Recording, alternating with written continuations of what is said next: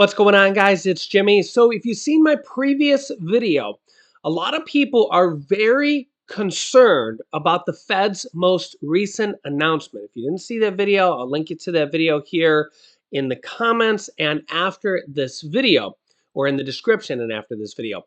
But the Fed's most recent announcement about interest rates, which is going to affect mortgages, it's going to affect car loans, it's going to affect credit card interest rates, and the uncertainty of that and going forward. It's also going to affect the stock market, IRAs, pension funds, and people's everyday lives.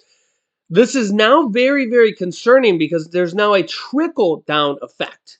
And there's a lot of different things that are now coming into fruition on this. And now a lot more things are coming into vision here. Take a look at some of these things that I'm now finding for you. Take a look at this. Okay, first, let's start with this one. Surging home insurance costs could force families to leave these 10 states. Home insurance premiums are skyrocketing and could force Americans out of these 10 states. And I'll show you and tell you the 10 states here in a second. But first, the problem with this is it's really more than the 10 states. And the other problem with this is that it affects not only homeowners, is it also affects renters, because the homeowners' costs go up, and what do? They charge it to the renters as well, or even the corporations that own large apartment buildings, or people that own homes and rent them out. When their costs go up, what do? They have to pass on those costs to renters. So this is going to, and this is just the first problem that we're going to cover here just in this one video. So subscribe, because I'm going to cover more here in upcoming video. The problem, and of course that's free, but the problem here is that this is going to cause a trickle down effect that is going to cover almost all of America in increased costs, as if inflation isn't bad enough. This is going to cover homeowners and renters with even more costs. Yeah, so you can see here the average cost for a home insurance for just a $300,000 property in the US, which the average cost for a home now in the US is $400,000 or even a little bit more. But the average cost for a $300,000 property in the US surged 12% last year to roughly $1,770 last year per year, every single year, according to a new report published by Insurify, an insurance comparison website headquartered in Massachusetts. However, home insurance is even more expensive in states plagued by severe weather and other climate-related catastrophes.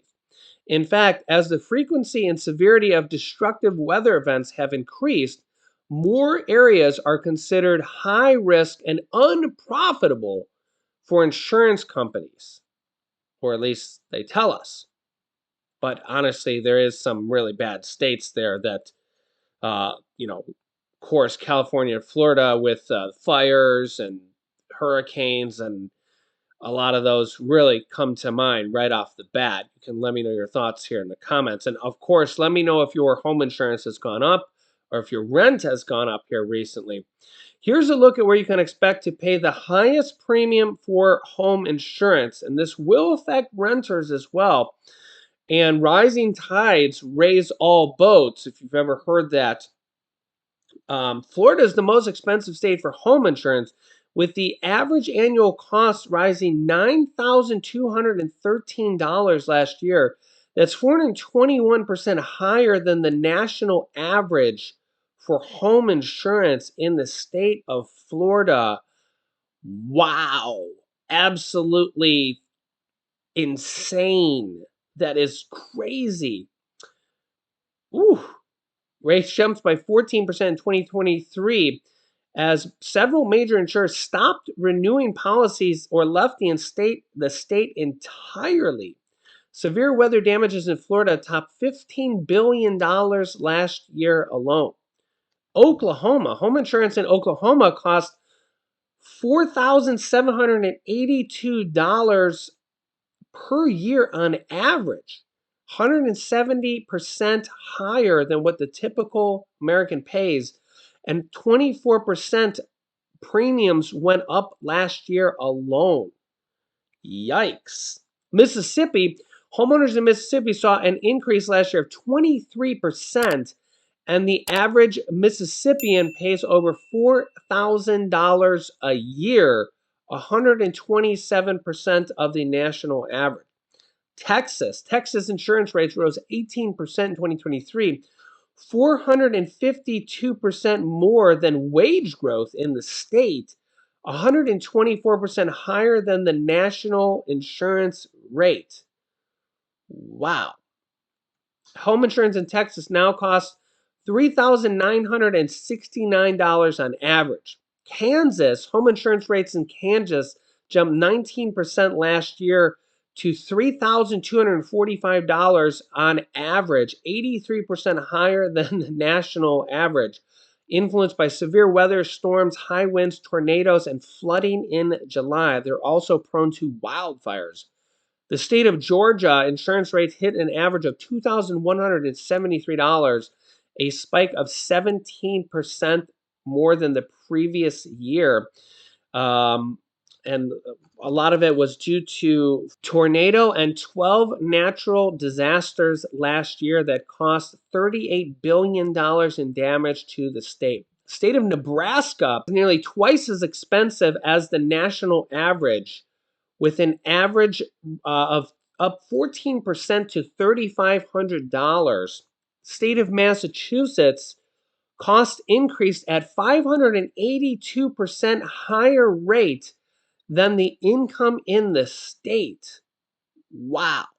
The state of New York, insurance rate in New York hit about $1,942 in 2023, 10% higher than the national average. The state of Colorado, average home insurance is about $3,308 a year, a significant increase from previous years. That is 87% higher than the national average. Again, this is going to affect renters and homeowners. And the other problem here is that as insurance companies see not only these 10 states, but they're going to have to probably, and let me know your thoughts here in the comments, raise insurance rates maybe across all states as they take heavy losses from these 10 states to maybe what?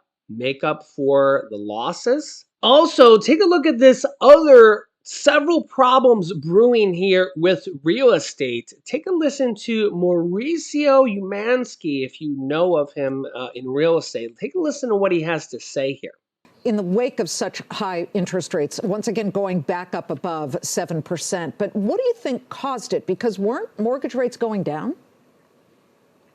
Well, mortgage rates began to go down, and what's happening is that we just have such a lack of supply.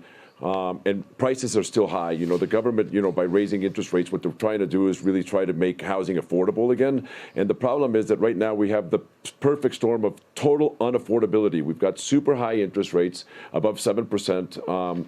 Mortgage applications are as low as they've been since 1995. And then we've got no supply. And so as long as there's no supply, we're not going to see the prices drop. Until we start seeing some pain and some supply, it's a simple supply and demand curve where you're just not going to see the pain. And until we start seeing the pain and prices drop, I don't see the government dropping interest rates. So we really need to allow the markets to be markets and for affordability to start happening so that the government starts dropping interest rates again. Well, when rates come down, at what point, Jason, will people dive in? You just took a survey at Compass, did you not? What did it show? Well, people are comfortable psychologically with the 5 number. They want to see a 5 handle on loans, and we feel that when people see that's a signal to the market that they'll be re-entering. And people are worried. It's just math, Liz. If you bought a home for $600,000, let's say 2-3 years ago, today to make that same monthly payment at interest rates where they are today, you're looking at a home that's going to be under $450,000. It's a very big difference. Yeah, so two major things there. Number one, this interest rates matter so much. And remember, interest rates go step and step with everything. Credit card interest rates, car loan interest rates, used cars, new cars, mortgages, everything, personal loans, everything. They all go up or down pretty much at the same time, right? Okay, so just remember that. But remember, they're saying that basically if you bought a $600,000 home years ago, before interest rates went up, really just only like 2 years ago or so, now a $450,000 home is the same cost as a $600,000 home was a few years ago. Okay, so really it costs you $150,000 more money because interest rates are just higher than they were 2 years ago. So that's how sad this is. It's costing people $150,000 more money just because interest rates went up for 2 years. Let that sink in.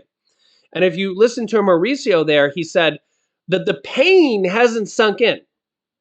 This is how sad this is, right? Okay, as if Americans aren't going through enough pain. This is what the Fed is thinking. This is what the Fed is seeing. And don't get Mauricio wrong, because he's just saying the truth here, because this is really the sad truth here. As if Americans haven't gone through enough pain. Don't get me wrong, we are. But this is the sad reality of things, okay? The problem here is that the housing market has not really dropped in price. Homes have not really gone down in price. Look at how expensive homes are. Homes have not really gone down in price. If anything, they're creeping back up in price. The problem is the supply and demand. There's so few homes out there for sale that they never went down in price, even though the interest rates are sky high, because nobody wants to sell their homes, because then they have to buy a new home, and they have to buy a new home at these sky high interest rates. So why would you want to sell your home if you had a lower interest rate to go buy a home that costs you more money for these higher interest rates? So that's the problem here, is that home prices never really went down in price. So the Fed sees this and says, home prices never went lower, so why would we lower interest rates? And this has created the problem. And that is why this interest rate, this Fed problem, and this economic problem that not only America is in, but most of the whole world in. Look at Europe. They're in the exact same problem. Really, the whole world is in this exact same problem, not just the United States. It's going to be a long road. It's not something that just can easily be solved in 2024. Let me know your thoughts in the comments. I'll keep you up to date. If you didn't see my other video, I'll link you to that now. It's a very important video. If you haven't yet, subscribe down below so you don't miss out on new videos. It's completely free to do so. Click the bell icon after you subscribe. Thanks for liking. Share this video with anybody who needs to see this.